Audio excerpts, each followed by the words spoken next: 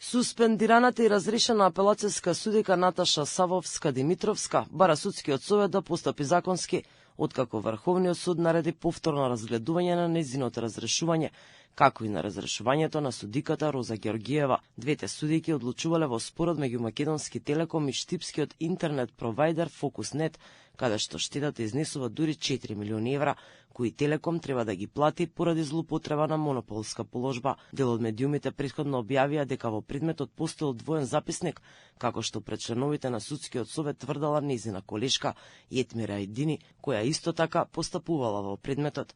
Савовска-Димитровска тврди дека приказните за двоен записник се само шпекулации кои го нарушуваат интегритетот. Таа обвинува дека судскиот совет одлучувал под влијание на моќни центри и дека членката Тања Чачарова Илиевска имала судирни интереси, бидејќи била во претседавачкиот одбор на Телеком и добивала надомест од компанијата. Судската битка продолжува и во Страсбур, а пријава е поднесена и до антикорупцијска, но досега без резултат. Според мене, како судија, представува и злоупотреба на судбената положба. Таја негираше и пред судскиот совет дека обавувала висока функција претседавач на собранието на акционери на Македонски Телеком.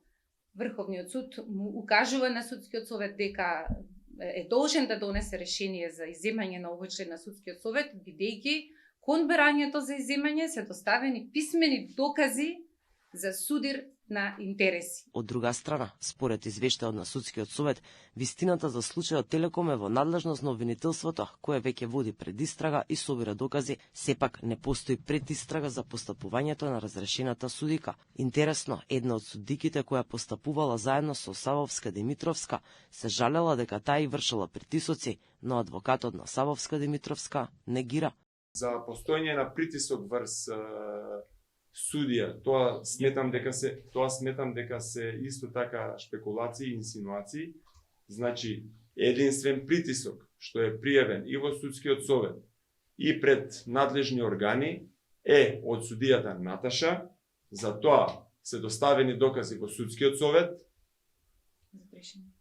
за барање за бришење на веќе донесена пресуда, и тој притисок е пријавен уште при самата пријава. Инаку, Тања Чачарова Илиевска пред да влезе во судскиот совет била донатор на СДСМ и советничка на екс-премиерот Зоран Заев.